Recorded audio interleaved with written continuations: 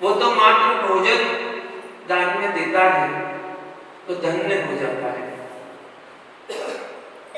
आज हम जानते हैं, अगली गाथा के माध्यम से आचार्य भगवान बताते हैं, इस पात्रों को जो दान देता है वो परंपरा से मुक्ति का कारण बनता है, परंपरा से मुक्ति को प्राप्त करेगा, मोक्ष को प्राप्त करेगा।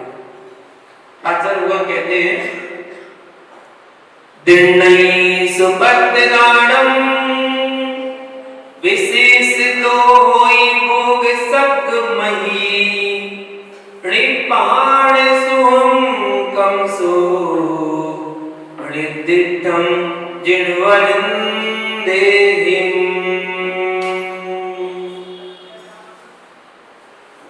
आचार्य भगवान कहते हैं, दिण्णै सुपत्तदानम, दिण्णै मतलब देता हूं, सुपत्त मतलब सुपात्रों को, जो सुपात्रों को दान देता है, विशेष तो मतलब विशेष रूप से, भोग सक मही होई, विशेष रूप से वह दाता भोग भूमि और स्वर्ग के सुखों को प्राप्त करता है।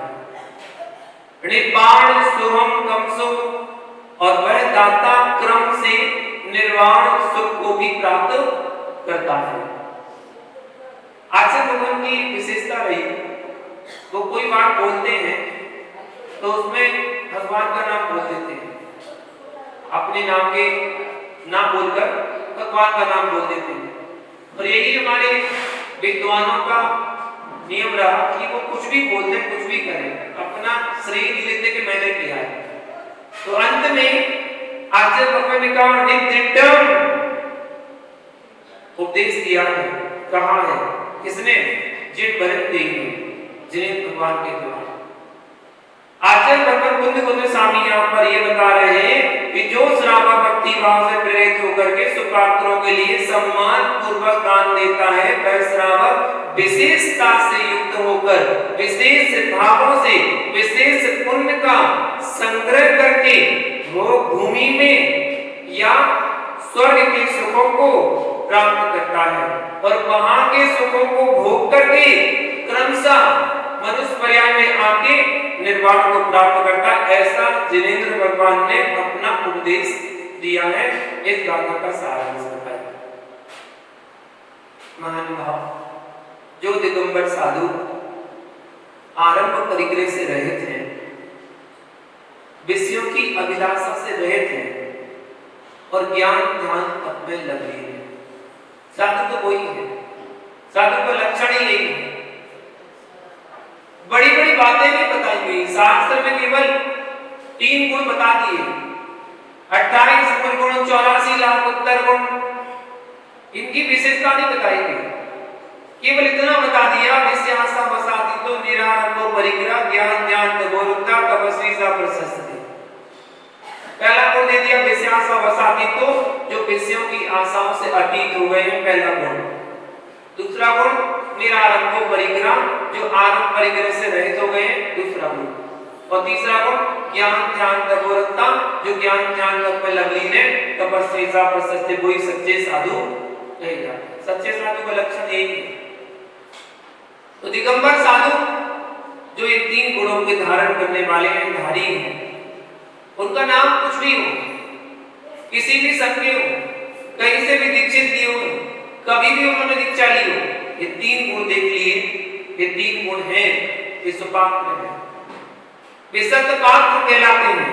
और जो संसार में तरह तरह के वेश को धारण करते हैं, परिग्रह का संचय करते हैं, मन माना आरंभ करते हैं, खोटे तपों को करते हैं, आरंभ कार्य में सदा रत रहते हैं, प्रवृत्त रहते हैं, ऐसे साधु अपात्र की श्रेणी में आते हैं। वो साधु अपात्र हैं, संसार के दलदल में स्वयं फंसे और दूसरों को संसार के दलदल में फंसा रहे हैं, वो साधु मिथ्यात्व से युक्त हैं, वह अपात्र हैं। ऐसे अपात्र दान की कृपा पात्र नहीं है। जिनागम में केवल 3 प्रकार के पात्रों का उल्लेख लिखा गया है, पढ़ा गया है, और 3 प्रकार के पात्र माने गए हैं। उत्तम पात्र, मध्यम पात्र और जघन्य पात्र, जिनमें जो मुनिराज हैं, आचार्य भगवान उपाध्याय, साधु परमेष्ठी, ये उत्तम पात्र के अंतर्गत आते हैं। कीलक चुल्लक चुल्लिका मध्यम पात्र के अंतर्गत आते हैं और जघन्य पात्र के अंतर्गत अविरत सम्यक दृष्टि जी, उनको जघन्य पात्र कहा गया है, जिन्होंने अभी चारित्र धारण नहीं किया है लेकिन सम्यक दृष्टि है, वो भी जघन्य पात्र के अंतर्गत रखे गए हैं। और मिथ्या दृष्टि अपात्र होता है, जो सुपात्रों के लिए सदैव न्याय पूर्वक, न्याय द्वारा अर्जित संपदा से आहार आदि देता है, वह उत्तम फल को प्राप्त करता है। ऐसा कथन आया कि जो उत्तम पात्रों को दान देता है वह उत्तम भोगभूमि प्राप्त करता है, जो श्रावक मध्यम पात्रों को दान देता है वो मध्यम भोगभूमि को प्राप्त करता है, और जो श्रावक जघन्य पात्रों को दान देता है वह जघन्य भूमि को भोगभूमि को प्राप्त करता है। उत्तम, मध्यम और जघन्य के प्रकार से 3 प्रकार की भोगभूमियां होती। भोगभूमि में भोगी बस केवल भोगभूमि में भोग ही भोग भोगते हैं। वहां पर 10 प्रकार के जो कल्प वृक्ष हैं, 10 प्रकार के कल्प वृक्ष में उन्हें हर सुविधा मिल जाती है, हर भोग मिल जाता है, कोई काम परिश्रम करने की आवश्यकता नहीं होती है। भोजन, वस्त्र, मकान, आभूषण, बस कल्पना से प्राप्त सुखमय जीवन जीते हैं। केवल कल्पना की मुझे मिल जाए और भोग को मिल जाता है, उससे वो भोगों को भोगते हैं। बिल्कुल पूरे जीवन का कोई दुख संकट है ही नहीं, किसी प्रकार का दुख संकट उन्हें है ही नहीं। मंद कसाई होते हैं, कसाई की बढ़ती है और मरकर नियम से स्वर्ग के सुखों को प्राप्त करते हैं। जो भोगभूमि में आयु पूरी करेगा वो नियम से आगे स्वर्गों के सुखों को प्राप्त करेगा, और स्वर्गों में भी सागरों पर्यंत सुखमय जीवन व्यतीत करते हैं। जिस प्रकार से पात्र के 3 भेद हैं, उसी प्रकार से दाता के भी 3 भेद हैं, जिन आगम में उन 3 प्रकार के भेदों को वर्णन रूपित किया गया है। उत्तम दाता, मध्यम दाता और जघन्य दाता, ये 3 प्रकार के दाता भी कहे गए। पात्रों में एक और पात्र है, उत्तमोत्तम पात्र। उत्तम, मध्यम, जघन्य तो है ही, इसके अलावा उत्तमोत्तम पात्र भी है। उत्तमोत्तम पात्र एक ही होते हैं, कौन? तीर्थंकर मुनिराज। जब तीर्थंकर मुनिराज मुनि दीक्षा लेते हैं, मुनि दीक्षा लेके बाद आहार लेने के लिए जाते हैं, पर आहार जिस श्रावक की आहार लेते हैं और जो श्रावक उनकी अंजलि में आहार दान देता है, एक ग्रास भी अगर रख देता है तो तीसरे भाव में मोक्ष को प्राप्त हो जाता है नियम से। तीर्थंकर मुनिराज को आहार दान देने वाला तीसरे भाव में मोक्ष प्राप्त करता है, उस भाव में जाएगा उत्तम भोगभूमि और वहां के सुखों को भोगेगा। उसके बाद नियम से जाएगा देवप्रयाग में और वहां के सुखों को भोगेगा, और वहां से आके मनुष्य प्रयाग में आके मुनि बन के मोक्ष को प्राप्त हो जाएगा। जो तीर्थंकर मुनिराज को आहार दान देता है वो इतना उसका निश्चित रहता है। तो सोचो, जो तीर्थंकर मुनिराज को आहार देता है वो तीसरे भाव में मोक्ष हो जाता है। तो जो तीर्थंकर के लघुनंदन है, तीर्थंकर के जिन रूप को, जिन लिंग को धारण करने वाले हैं, ऐसे आचार्य उपाध्याय साधु को जो अपने हाथों से आहार दान देता है, वो 3 नहीं तो 30 भाव में तो मोक्ष चले जाएगा, और 30 नहीं तो 300 भाव में तो चला ही जाएगा। भाई मोक्ष तो उसका निश्चित हो जाएगा, तो मोक्ष जाना है, मोक्ष जाना निश्चित हो जाएगा। इसलिए जब जब अवसर मिल जाए तब तब दान देते रहना चाहिए, करते रहना चाहिए और अपनी परीक्षा लेते रहना चाहिए। इसकी साधु की नहीं, अपनी परीक्षा लेते रहना चाहिए। दान देते रहो, अपनी परीक्षा लेते रहो, क्योंकि आगम का उल्लेख है कि जिस श्रावक का नरक गति या तिरंज गति का बंद हो चुका है, वह श्रावक अपने हाथों से दिगंबर मुनिराज को आहार दान नहीं दे सकता। जिस श्रावक का नरक गति का या तिरंज गति का बंद हो चुका है, वह श्रावक कभी दिगंबर मुनिराज को अपने हाथों से आहार दान नहीं दे सकता है। और सिद्ध क्षेत्र सम्मेद सागर की यात्रा भी अपने पैरों से कभी नहीं कर सकता है, जिसका नरक या तरंज गति का वंश हो चुका है। इसलिए अपनी परीक्षा लेने के लिए वर्ष में साल में एक बार सम्मेद सागर जरूर चले जाया करो कि आपका नरक गति तरंज गति का कहीं बंद तो नहीं हो गया। अपनी परीक्षा लेने के लिए चले जाया करो, वंदना करके आ जाया करो, और महीने में एक बार कम से कम किसी दिगंबर मुनिराज को अपने हाथों से आहार देने चले जाया करो कि चलो एक बार तो आहार देने महीने में चले जाए। आप तो पड़ोसी हैं, सम्मेद सागर में सैकड़ों साधु वहां पर रहते हैं, महीने में एक बार जाओ, भले वंदना करने मत जाना, आहार देके आ जाना। साल में एक बार वंदना जरूर करना और महीने में एक बार आहार दान जरूर देना। अपनी परीक्षा लेते रहना कि अयम से मैं दुर्गति से बचा हुआ हूं, मैंने आहार भी दे दिया, सम्मेद सागर की वंदना कर ली। इतनी भावना बनाते रहे और दान करते रहना चाहिए। उत्तम दाता, मध्यम दाता और जघन्य दाता, दाता के भी तीन भेद बताए गए। उत्तम दाता वह है जो साधु को आया हुआ जानकर मुक्त रूप से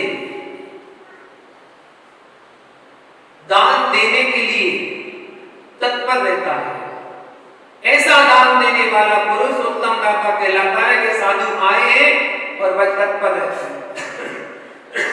मुझसे किसी ने पूछा कि सम्यदर्शी मिथ्यादर्शी की पहचान कैसे करें? मैंने कहा बहुत सरल है, कोई बड़ी बात थोड़ी है। बोले कैसे? तो मैंने कहा जिस जगह पर साधु आ रहे हो, साधु का आगमन होना हो, और श्रावक को पहले पता चल जाए कि मुनिराज आने वाले हैं और चौके की तैयारी शुरू कर दे कि मुझे चौका लगाना है, आहार देना है। अभी आए नहीं है साधु, साधु आने और पहले पता चल जाए, वो सम्यदर्शी श्रावक, किसी ने पूछने मत जाना, सम्यदर्शी श्रावक है। और दूसरा, जिसको साधु के जाने के बाद पता चले कि साधु आए थे, मिथ्यादर्शी जी है। साधु के जाने के बाद पता चल रहा है उसे, अरे साधु आए भी थे। ऐसा कुछ लोग ऐसे होंगे, चतुर्मास निकलने को हो गया, अभी तक एक बार दर्शन करने भी नहीं आए होंगे। जब चतुर्मास समाप्त हो जाएगा उसके बाद आएंगे और कहेंगे बताओ मुझे तो खबर भी नहीं करी, चतुर्मास करवा लिया, मुझे तो एक बार बताया भी नहीं।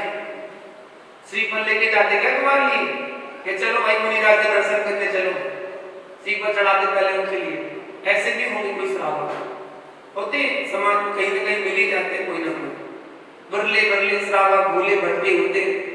उत्तम दाता तो वही है जो मुक्त हस्त होकर दान देता है और अपने आप को धन्य समझता है, जो अपनी आय का चतुर्थांश, चौथा हिस्सा दान में देता है, उत्तम दाता कहलाता है। और जो साधु को देखकर दान देता है,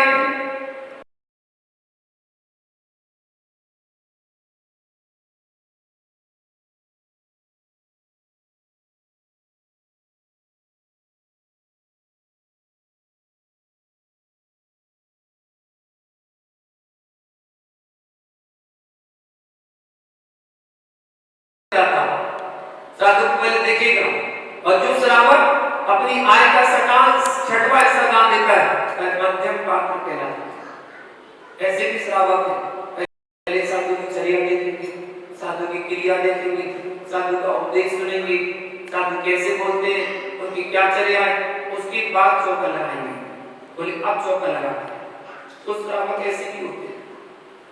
तो श्रावक देखते नहीं है, वो नहीं देखते, वो तो दिगंबर वेश देखते हैं और चौका लगाना शुरू, आहार देते हैं, वो उत्तम पात्र कहलाते हैं।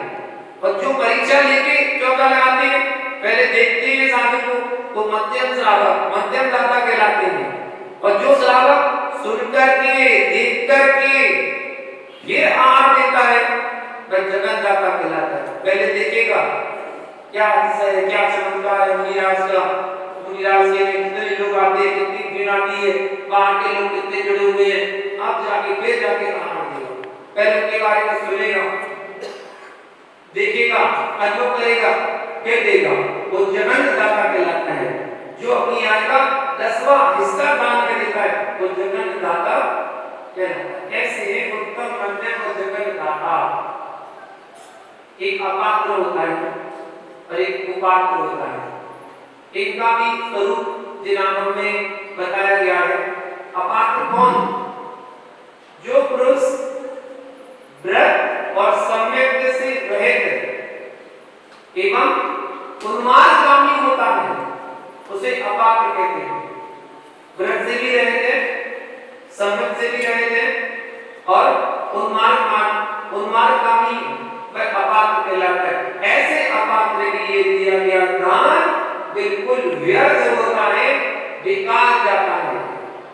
एक होते कुपात्र।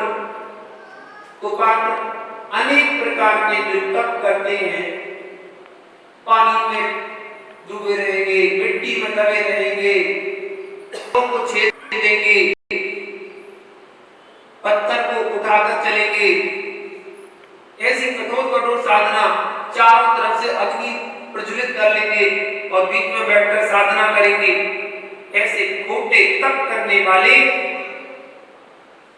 खोटे तपस्या करने में जो कर्मठ है लेकिन सम्यक दर्शन से रहे थे, उसे जिंदगी में कुपात्र कहा गया है। अपात्र कौन? जो व्रत से भी रहे थे और सम्यक दर्शन से भी रहे थे, वो तो अपात्र हो गया। और कुपात्र, कुपात्र कौन? जो व्रत तो धारण किए, भले खोटे व्रत धारण किए लेकिन सम्यक से रहते हैं, वह कुपात्र की श्रेणी में रखा गया है।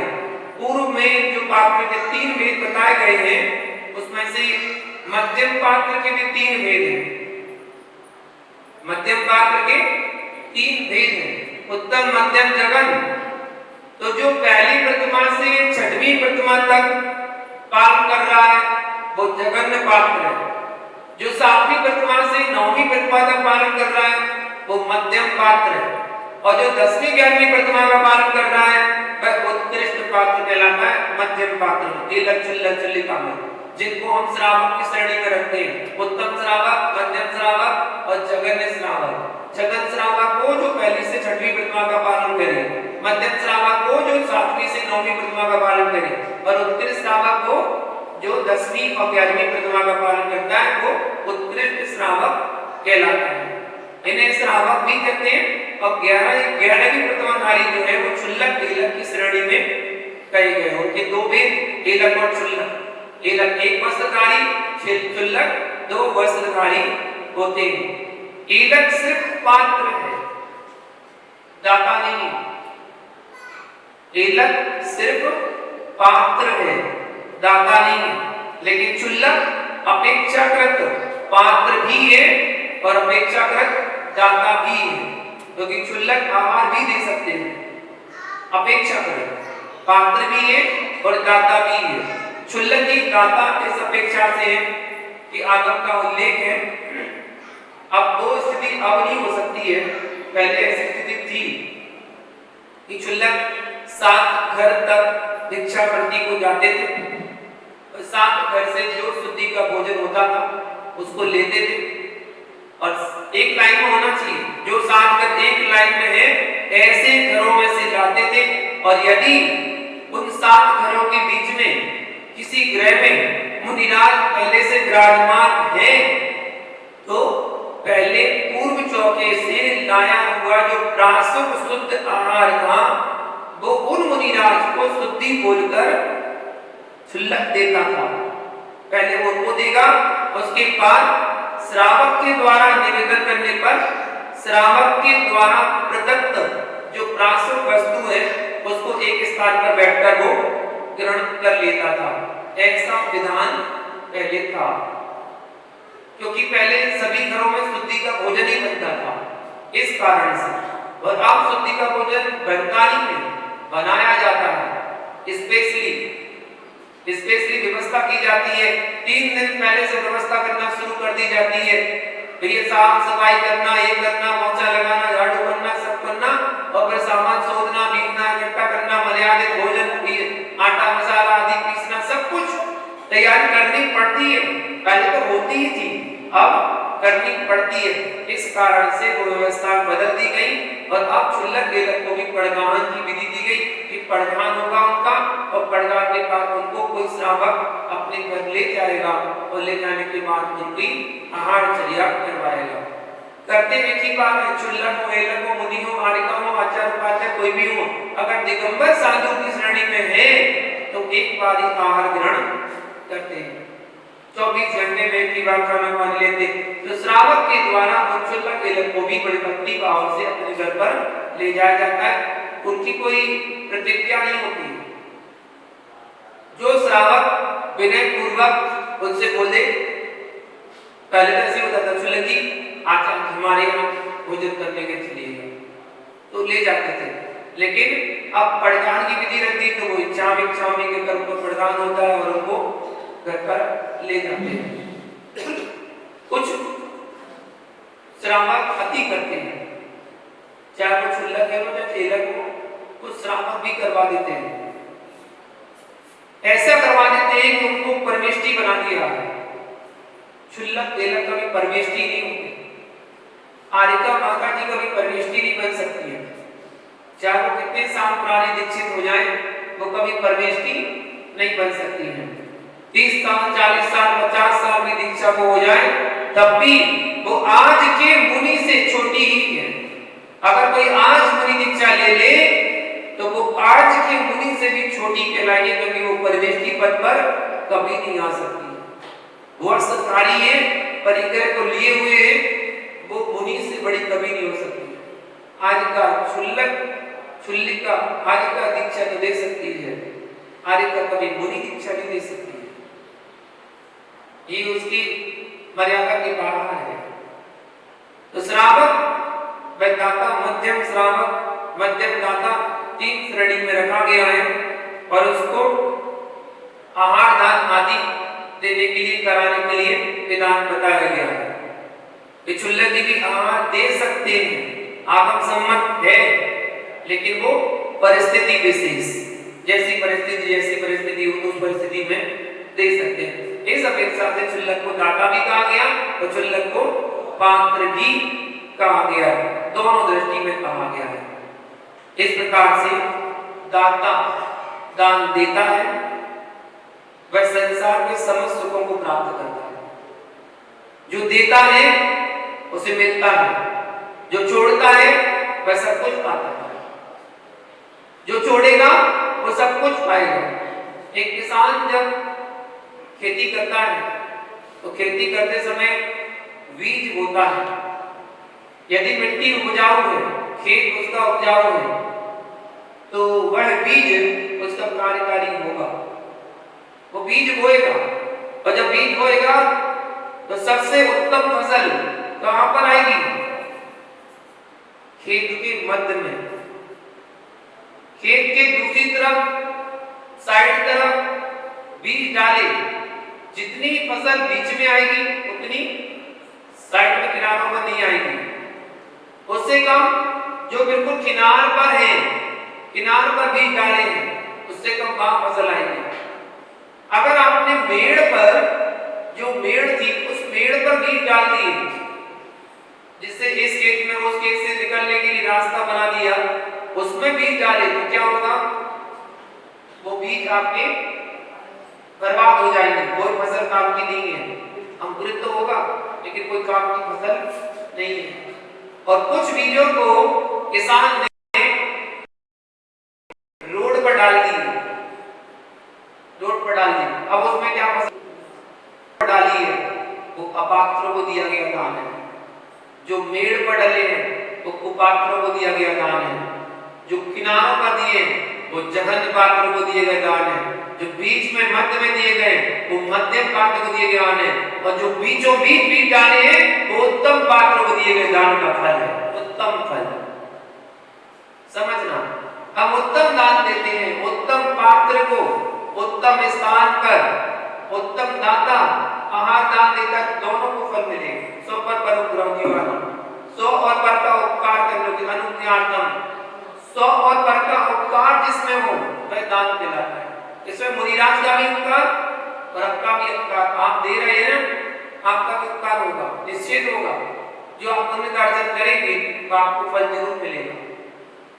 हम जब दान दे तो बड़े भक्ति भाव से और मन में प्रसन्नचित भाव से अपने आप को ऐसा समझ के दे कि हम आज दाता हैं। हमारा कितना पुण्य का उदय सौभाग्य है कि आज मुझे मुनिराज को दान देने का अवसर मिल रहा है। इस लालच में ना दे कि हम ऐसा करेंगे तो हमें ऐसा मिल जाएगा, ये मत सोचे कि हम देंगे तो मिल जाएगा। मिलेगा जरूर, क्योंकि जो देता है उससे मिलता है और जो छोड़ता है वह सब कुछ पाता है। जितना छोड़ते जाओगे उससे ज्यादा कहीं प्राप्त करते जाओगे। संसार में देखा जाता है कि बीज थोड़ा होता है और फल बहुत अधिक होता है। एक छोटा सा बीज ही तो बोया था, वृक्ष इतना बड़ा हो गया। क्वार्टलों में आम का वृक्ष बीज बोया, बोरे के बोरे भर गए आम के। जब उसमें फल आना शुरू हुए तो बोरे के बोरे भर गए आम से, और बोया था केवल एक बीज। तो छोटा सा बोते हैं और बहुत कुछ पाते हैं, इसलिए छोटा सा देते हैं और बहुत कुछ पाते हैं। जो सदैव देने की भावना रखता है वह सदैव पाने का अधिकारी भी होता है। जो छोड़ता नहीं है, सदैव जोड़ता रहता है, वह पाने का हकदार नहीं है। जो थोड़ा छोड़ता है वह बहुत पाने का हकदार हो जाता है, परंतु जो बहुत जोड़ता है वह थोड़ा पाने का हकदार नहीं है। द्रव्य देने से दिव्य हो जाता है और रखने से राख हो जाता है। जो भी द्रव्य आपके पास है, देने से दिव्य हो जाता है और रखने से राख हो जाता है। इसलिए दाता देता है और रागी रखता है। जो दाता होगा वो देगा और जो रागी होगा वो रखेगा, जोड़ेगा। देने वाला हर्षित होता है, दाता को देने में मजा आता है। दाता पहले सब पात्रों को भोजन कराता है और भोजन हो जाने के बाद वह भजन गाता है। देख ली ना, चौकी में अक्सर होता है, पहले भोजन कराता है, भोजन देता है और फिर उसके बाद भजन गाता है। इसलिए दाता कहलाता है। देने वाला अथवा छोड़ने वाला सदैव उत्तम गति को प्राप्त करता है। देकर हर्ष मनाता है, देता है और फिर हर्ष मनाता अपने आप को, इसलिए भजन गाता है, खुशियां मनाता है। एक तो दिया, ऊपर से खुशियां मना रहा है।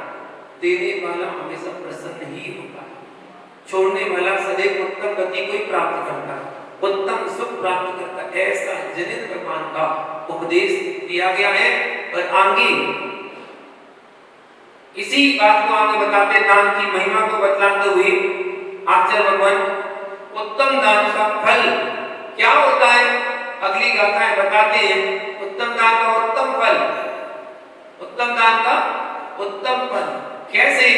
खेत विशेषे काले बबिये सुबीयम फलम जहां विपुलम कोई तातम जान ही पत्र विशेषे सुदान फलम। यहां बताया यथा योग्य समय में उत्तम खेत में उत्तम निर्दोष बीज बोया गया है, वह विशेष फसल और फल प्राप्त होता है। उत्तम खेत होना चाहिए और उत्तम बीज होना चाहिए, और निर्दोष बीज गुना होना नहीं होना चाहिए। निर्दोष बीज अगर बो दिया जाए तो विशेष फसल और फल प्राप्त होता है। उसी का पत्र विशेष, जो पात्र विशेष के हाथ में दिया गया, दान फलम जाने, दान का फल जानना चाहिए। जैसे पात्र को दान दोगे वैसा फल प्राप्त होता है। तो देखिए आचार्य भगवान क्या कहते हैं, जो काम समय अनुसार, क्रम अनुसार और नियम अनुसार किया जाता है, समय अनुसार, क्रम अनुसार, नियम अनुसार किया जाता है, उस काम में सदैव सफलताएं प्राप्त होती है। ऐसा नहीं अक्रम में करना शुरू कर दिया, पहले पानी डाल दिया और उसके बाद बीज बो दिया, या पहले बीज बोया डाला और पानी इतनी रफ्तार में डाल दिया कि पूरा बीज बह गया, नहीं, समय अनुसार। गर्मी का मौसम चल रहा है, बिल्कुल जमीन बंजर पड़ी हुई है, मिट्टी से बिल्कुल मिट्टी मिट्टी दिख रही है। आप चाहो उसमें बीज बो दे तो फसल आ जाए, संभव नहीं है। उसको पहले उर्वरक तो बनाओ, पहले उसकी जुताई करो, जुताई होगी, फिर बुवाई होगी, सिंचाई होगी, क्रम से समय अनुसार, क्रम अनुसार और नियम अनुसार जो काम किया जाए उसमें सदैव सफलता प्राप्त होती है। जैसे ही खेती का समय आता है, उस समय किसान सावधान होकर के खेती की तैयारी में प्रमाद छोड़कर लग जाता है। अगर इस समय वो प्रमादी हो जाए, इस समय बुवाई करनी है और प्रमादी हो जाए, वो साल भर कुछ नहीं कर पाएगा, खाने को भी नहीं मिलेगा। प्रमाद छोड़कर उसे लगना पड़ेगा। खेत को साफ करता है, खेत को जोतता है, मिट्टी को उर्वरा बनाता है, उस खेत में खाद डालता है और फिर उस उत्तम खेत में उत्तम बीज को बोता है। और बोने मात्र से कुछ नहीं होता कि बो दिया बस काम खत्म हो गया, नहीं, समय समय पर उस बीज की निगरानी रखता है, पानी से सींचता है और चारों तरफ से बाड़ी लगाकर सुरक्षा करता है, पक्षियों से, पशुओं से उस खेत की रखरखाव करता है। इस तरह उत्तम बीज से उत्तम फसल प्राप्त करके आनंदित होता है। उत्तम फसल से आनंदित होता है, उत्तम फसल प्राप्त करके वो वहां पर उस खेत में फसल लहलहाती हरी भरी फसल देखकर सोचता है कि सही मेहनत का सही फल मुझे आज मिला है। इसी प्रकार से पात्र विशेष को दिया गया दान पात्र विशेष का प्रयोजन है। उत्तम पात्र को दिया गया दान, जब उत्तम पात्र होगा और उसको दिया गया दान उत्तम फल प्रदान करता है। मुनिराज उत्तम पात्र, आचार्य उपाध्याय उत्तम पात्र, जिन्होंने उत्तम जन्म पाकर, उत्तम कुल पाकर, उत्तम जाति पाकर, उत्तम धर्म पाकर, उत्तम भाव के द्वारा जिस उत्तम व्रत यानी महाव्रत को धारण किया है, ऐसे उस महाव्रतों को धारण करने वाले महाव्रती मुनिराज उत्तम पात्र की श्रेणी में आते हैं, जिन्होंने इंद्रियों का दमन किया, मिथ्यात्व का दमन किया, कसायों का समन किया, इंद्रियों का दमन किया, मिथ्यात्व का दमन किया, कसायों का समन किया और पंच परमेष्टि को नमन किया और दृढ़ता के साथ राग द्वेष धृति से दूर हटकर मोक्ष मार्ग पर गमन किया। ऐसे विशेष पात्र को समयानुसार और भक्ति भाव से दिया गया दान उत्तम फल प्रदान करता है। समय अनुसार जो समय पुनियों का आहार देना है उसी समय देना है। ऐसा नहीं रात्रि भोजन बनाया हुआ भोजन आप मुनिराजों को दें शुद्धि बोलकर, होता है। भक्ति भाव में बह जाते हैं, अरे मुनिराज आ रहे हैं, ये भी बना ले, वो भी बना ले, ये भी बना ले, ऐसा कर ले, वो भी बना ले, थोड़ा मीठा और बना ले, थोड़ा नमकीन और बना ले। अब ज्यादा बनाने के चक्कर में सूर्योदय के पहले भोजन बनना शुरू हो जाता है। अभी सूर्योदय हुआ ही नहीं और भोजन बनना शुरू हो गया। जब भोजन बनना शुरू हो जाएगा तो भैया रात्रि में बना हुआ भोजन मुनिराज को कराओगे तो रात्रि भोजन का दोष लग जाएगा। इसलिए मुनिराज तो आपसे कहेंगे तो कहेंगे आप कह दोगे मन शुद्धि वचन शुद्धि काया शुद्धि हमारा शुद्ध है, वो कहेंगे लाओ तुम जानो तुम्हारा काम जानो, गलती करी तुमने करी तुम भुगतोगे। समय के साथ भक्ति भाव से दिया गया दान उत्तम फल प्रदान करता है। उत्तम पात्र को उत्तम भक्ति के साथ आहार दिया जाता है। पात्र रोटी का नहीं भक्ति का भूखा होता है। अगर भक्ति से नीरस भोजन भी दे दिया और भक्ति के साथ दिया तो वो नीरस भोजन भी सरस बन जाता है, आपकी भक्ति में कर सकती है। चंद्रमाला ने क्या दिया था महावीर को? हलवा बड़ी पकवान खिलाया ना बढ़िया। क्या भक्ति थी चंद्रमाला की, वो भक्ति थी, वो भक्ति में उन्होंने आहार दिया तो भोजन भी सरस बन जाया करता है अगर आपकी भक्ति में शक्ति है तो। श्रावक रोटी अकेली ना दे, भक्ति दे साथ। देखिए वनवासी के पुरुषों के भाव बने कि आज चौका लगाना है, क्या भक्ति भावों से चौका लगा रहे हैं? क्या भक्ति भावों से चौका लगा रहे हैं? और पूरे में आज सब पुरुष वर्ग में भक्ति भाव से चौका लगाकर कोई बादाम छीन रहा है, कोई सब्जी बना रहा है, कोई जूस निकाल रहा है, कोई दाने निकाल रहा है। अभी वहां से निकल के आया तो सब लगे हुए और क्या कह रहे हैं? गुरुदेव ऐसा आनंद पहले कभी नहीं आया।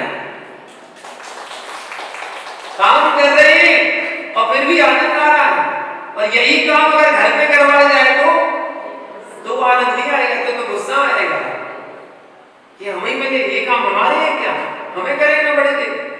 और वही काम आज मुनिराज को आहार दान कर रहे हैं तो कितना आनंद की अनुभूति ले रहे हैं। मुनिराज भी भक्ति के भूखे होते हैं, रोटी के भूखे नहीं होते हैं। रोटी तो कहीं भी मिल सकती है लेकिन भक्ति हर जगह नहीं मिलती है। श्रावक भक्ति भाव पूर्वक प्रदान करके भक्ति भाव पूर्वक दान देता है, समर्पण से दान देता है।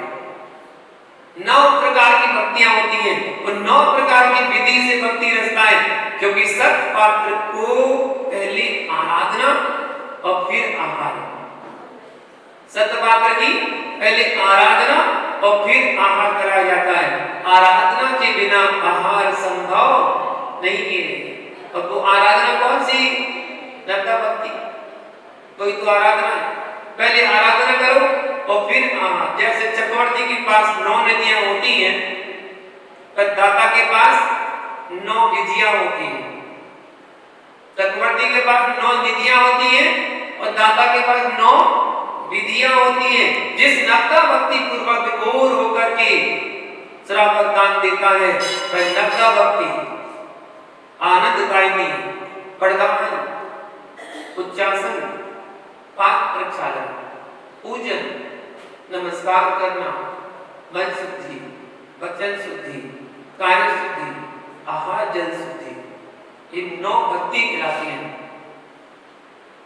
तो भक्ति भाव से पूर्वक नमस्कार करके मुनिराज को प्रदान करता है, भक्ति भाव से उनकी परिक्रमा लगाता है और परिक्रमा नवदा भक्ति करके आनंद बनाता है। ध्यान देना, परिक्रमा नवदा भक्तियों में नहीं आती है, उसे नहीं गिनाया। फिर श्रावक परिक्रमा क्यों लगाता है? बिल्कुल सत्य है कि परिक्रमा नवदा भक्ति में बिल्कुल नहीं आती है, परंतु यह श्रावक की विशेष पात्र के प्रति विशेष भक्ति है। विशेष भक्ति श्रावक इतना गदगदित हो जाता है, इतना पुलकित हो जाता है, उसके प्रफुल्लित भाव हो जाते हैं जब वो मुनिराज का आवाहन करता है, मुनिराज को बुलाता है और मुनिराज उसके चौके में आके खड़े हो जाए तो इतना आनंदित हो जाता है कि वो अपने आप झूमने लगता है और चक्कर काटने लग जाता है। वही तो परिक्रमा कहलाती है, उसका प्रतीक है वो परिक्रमा करना। अब उसको लोगों ने रूढ़िवादी बना दिया। कोई एक बार परिक्रमा लगा ले, एक बार लगाई थी, गलती करती नहीं, 2 बार लगा, 3 बार लगाई जाती, 3 बार, एक 2 परिक्रमा लगाई जाती है। ये तो श्रावक की भक्ति है। अगर 3 की जगह 4 लगा दी तो क्या गलत कर दिया उसने? कोई बात नहीं, भक्ति है। 5 कर दी, कोई बात नहीं, भक्ति है। बस ज्यादा मत करिए, वरना कहीं मुनिराज खड़े रहो 108 परिक्रमा लगाएंगे हमको, और ज्यादा भक्ति हो जाएगी। बोले भगवान की तो 108 परिक्रमा वेदी की हम लगा लेते हैं। बोले आपके लगाने का अवसर नहीं मिलता? बोले आज एक खड़े रहो 108 परिक्रमा लगाएंगे, आज हमारी विशेष भक्ति है। इस क्रिया को करने में आगम में कोई बाधा नहीं आती है, वह आगम विरुद्ध भी नहीं है। परिक्रमा लगाना ये विनय और सद्भावना से करते हैं। आचार परंपरा से चली आ रही है, कोई नई प्रथा नहीं है। श्रावक बड़ी भक्ति भाव से उत्तम पात्र के हाथ में अपने हाथ से उत्तम पदार्थ दान में देता है, क्योंकि जो दान में जैसा देगा वैसा ही उसको फल मिलेगा। उत्तम दान तो यही है, अपने हाथों से अपनी वस्तु का और अपने घर पर जो दान देता है वह उत्तम दान कहलाता है। बार बार तो शास्त्र में तो यही आता है। श्रावक बड़ी भक्ति से उत्तम पात्र के हाथ में अपने हाथ से उत्तम पदार्थ देता है। जैसा दान देगा वैसा फल मिलेगा। यदि किसान खेत में चना बोएगा तो क्या मिलेगा? चना ही मिलेगा, चना की फसल आएगी। और यदि गेहूं बोएगा तो गेहूं की फसल आएगी। जैसा बीज बोएगा वैसी ही फसल आएगी, वैसा ही फल उसे मिलेगा। उसी प्रकार से जैसा दान हम देते हैं वैसा ही फल हम पाते हैं। मुनिराज के वैसे भाव लगते हैं। अगर आप बेमन से हाथ दोगे ना, दिखाने के लिए दान दोगे ना, तो मुनिराज की चर्या में मन तो नहीं लगेगा, भाव लगे नहीं सकते। सामान्य मन लगेगा नहीं, आलस आएगा, प्रमाद आएगा, नींद आएगी, झपकी आएगी। अगर आपका मन ठीक नहीं है, आपके भाव ठीक नहीं है, आप आहार देने मत जाना, बिल्कुल नहीं जाना। घर पे लड़ाई करके आए हो, क्लेश परिणाम है, बिल्कुल आहार देने मत जाना। अगर आहार देने जाओगे आपकी परिणामों की वजह से मुनिराज के परिणाम भी खराब हो जाएंगे। इसलिए अपने परिणाम अच्छे बनाकर, निर्मल बना के आओ और आहार दो। भले एक गिलास देके चले जाओ, संकुचित प्रणाम नहीं करना, कुटिलता वाले प्रणाम मन में नहीं होना चाहिए। आपके पास टाइम नहीं है, 5 मिनट का समय, कोई बात नहीं, एक गिलास देके चले जाना।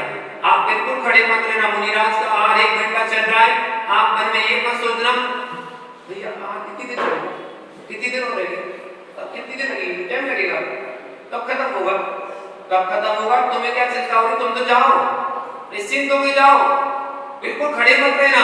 जब तक तुम खड़े रहोगे तब तक परिणाम कलुषित करोगे, और उन कलुषित परिणामों के साथ दिया गया आहार कोई लाभकारी नहीं है, वो कोई लाभकारी नहीं है। आपका समय जो आपने दिया वो कोई लाभकारी नहीं है। इसलिए एक गिलास दो, बड़े भावों से आहार दान।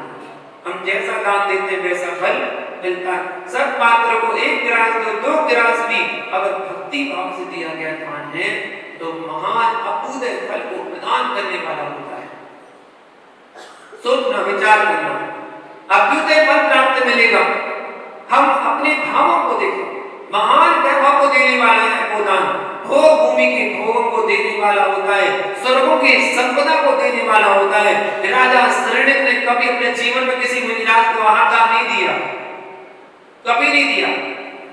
राजा शरणिक सोचता रह गया कि कभी किसी मुनिराज को दान दूंगा, लेकिन कभी किसी मुनिराज को दान नहीं दिया। अपने हाथों से एक ग्रास नहीं दे पाया। क्यों नहीं दे पाया? क्योंकि उसका नरक गति का बंध हो चुका था। मैंने पहले बताया था, जिसका नरक गति अतिरिक्त गति का बंध हो चुका है वह जीव किसी मुनिराज को आहार दान नहीं दे सकता है। उसने बहुत सोचा कि मैं दे दूं, लेकिन नहीं दे पाया। वो उसने बहुत सोचा। रावण बहुत बार समय शिखर आया, बहुत बार आया कि समय शिखर बंद न कर ले, लेकिन एक बार भी समय शिखर की वंदना रावण कर नहीं पाया, नहीं कर पाया। अर्ध चक्रवर्ती था, प्रतिनारायण पद को धारण करने वाला था, समय शिखर की वंदना नहीं कर पाया। इसलिए सटीक प्रमाण मिलते हैं कि जिसने नरक गति का बंद कर लिया वो कभी समय शिखर की यात्रा मुनिराज को आहार दान नहीं दे सकता है। राजा शरणिक आहार दान नहीं दे पाया, आहार देने के भाव नहीं हुए उसके। बहुत सत्पात्र मिले, उत्तम पात्र मिले। अरे वो उत्तम पात्र मिले, महावीर भगवान के सामने खड़ा रहा, साक्षात तीर्थंकर के सामने खड़ा रहा, समोसन में बैठा, कृष्ण सुनी, जिनवाणी सुनी, दिव्य ध्वनि सुनी, आहार दान नहीं दे पाया। कितने पात्र मिले उसको, उत्तम से उत्तम पात्र मिले, लेकिन आहार देने के प्रणाम नहीं कर पाया। सोचो, अपनी पत्नी को भेज दिया, याद है, रुक्मणी पत्नी को भेज दिया, जाओ मुनिराज का स्वास्थ्य ठीक नहीं है, मुनिराज को औषधि देकर आओ। औषधि दान के लिए पत्नी को भेज दिया,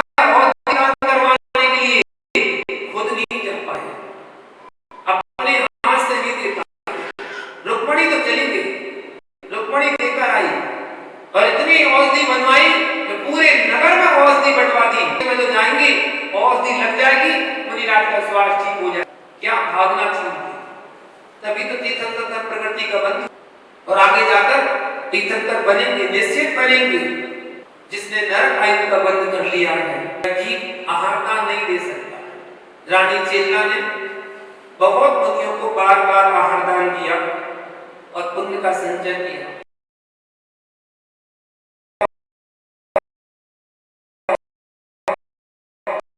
सब पुण्य कर्म से मिलता है और सत्पात्र जी किससे मिलते हैं?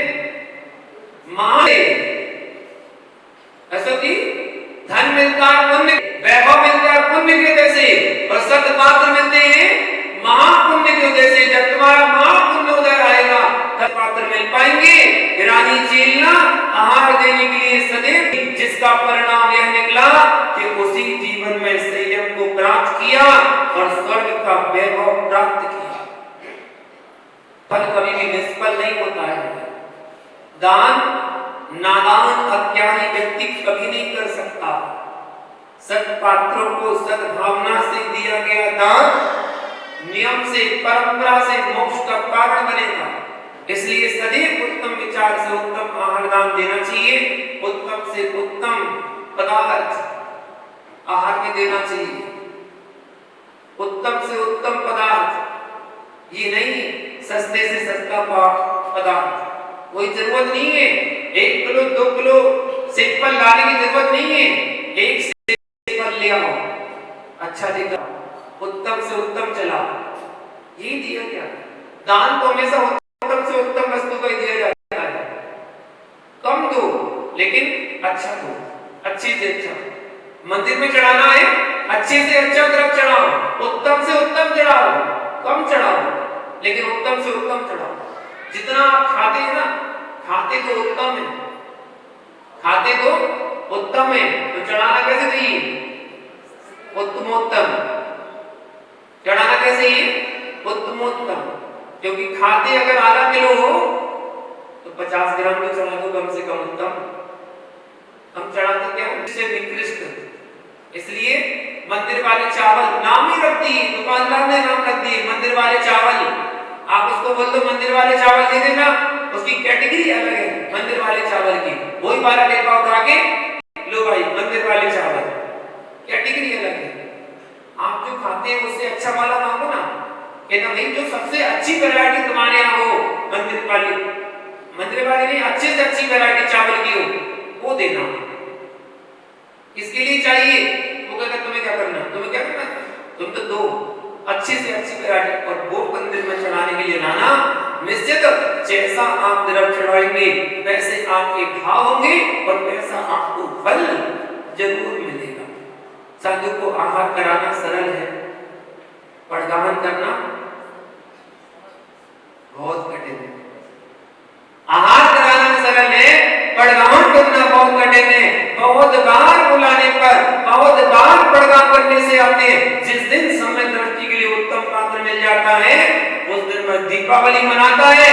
मुनि का घर पर आना ही रक्षाबंधन है, गुरु का घर पर आना ही पर्युषण पर्व है, और गुरु का घर पर चरण पड़ जाना ही होली, दीपावली, दशहरा, रक्षाबंधन, सारे त्योहार एक साथ आ जाते हैं। इतना प्रसन्न होता है श्रावक जिस दिन श्रावक उसके घर में आ जाए, साधु उसके घर में आ जाए। मुनि का घर में आना त्योहारों का निमंत्रण है। बिन बुलाए श्रावक आ जाते हैं। आप किसी को नहीं भी बुलाए ना, आस पास के आपके मोहल्ला पड़ोस के जैनी अपने आप आ जाते हैं। ऐसा लगता है कि त्योहार में तो बुलाना पड़ता है, तो ये त्योहार है आ जाना आ जाना, और वो आए नहीं आए वो जरूरी नहीं है, यहाँ तो बुलाना भी नहीं पड़ता है। बस श्रावक चले आता है और आपसे कहता भैया हम आपके चौकी में आहार देने आ जाए। आपके यहाँ खुद उपज के आ रहा है। त्योहारों का आमंत्रण है मुनिराज का आना। मुनि जनों के आने पर कोई त्योहार शेष नहीं रह जाता, क्योंकि त्योहारों के दिन घर में कोई चीज की कमी नहीं रहती है। मन जहाँ खाने को मिलता है, उसी प्रकार संत के आने पर घर में कोई कमी नहीं रह जाती है। मन जहाँ खाने को मिलता है, आपको ज्ञात होना चाहिए।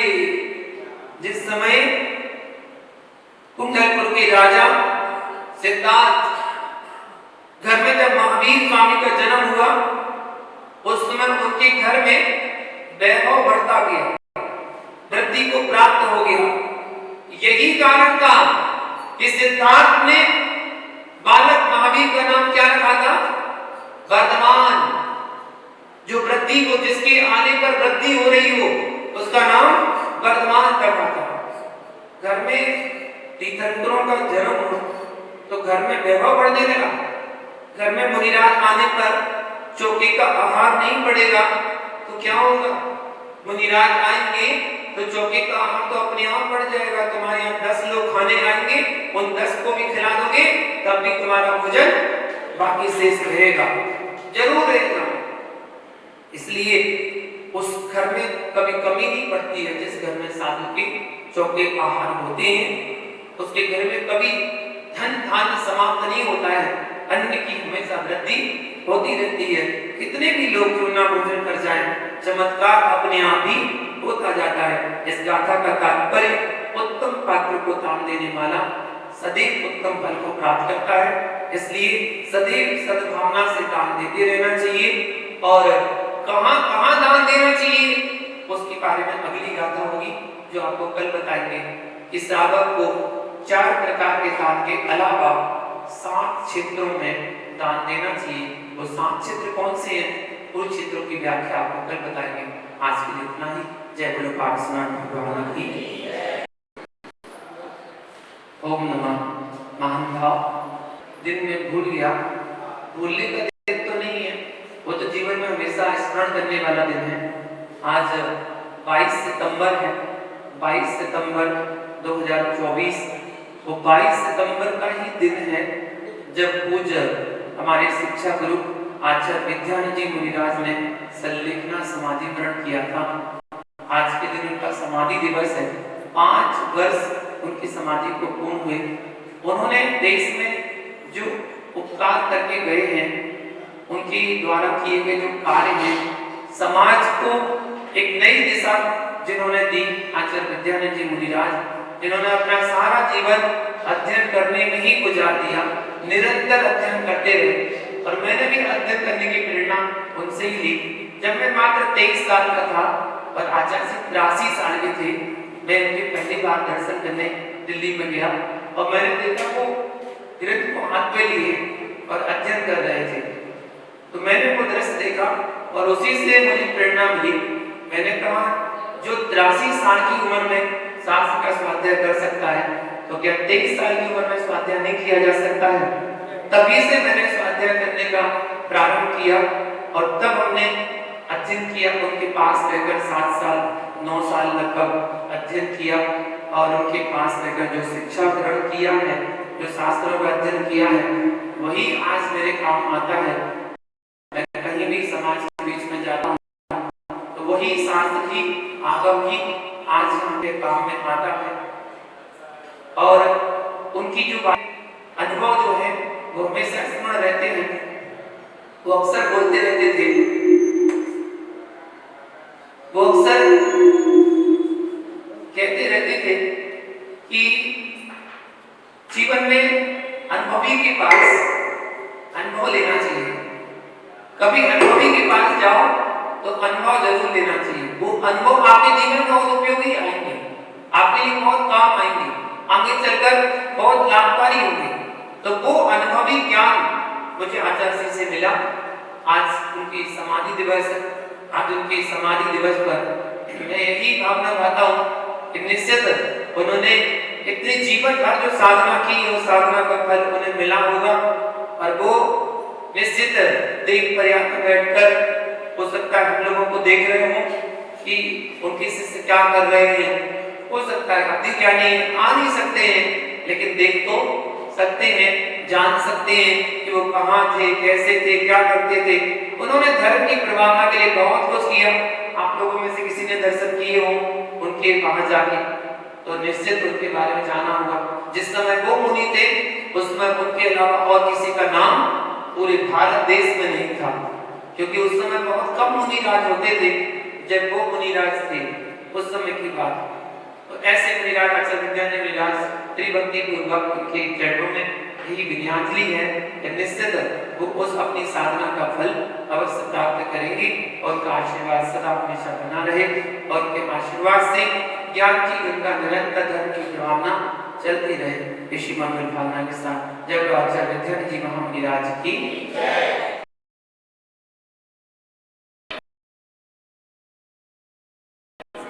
रावणी ज्ञान से सूझे लोका लोक सुपाणी मस्तक मोलो हे जिकाणी काहि तो जगोदर ने को देवी शरणा में सो पावे सबते एक भजो धर्म को गुरु सेवा वाला सदा यही मोक्ष भगवान धर्म संसार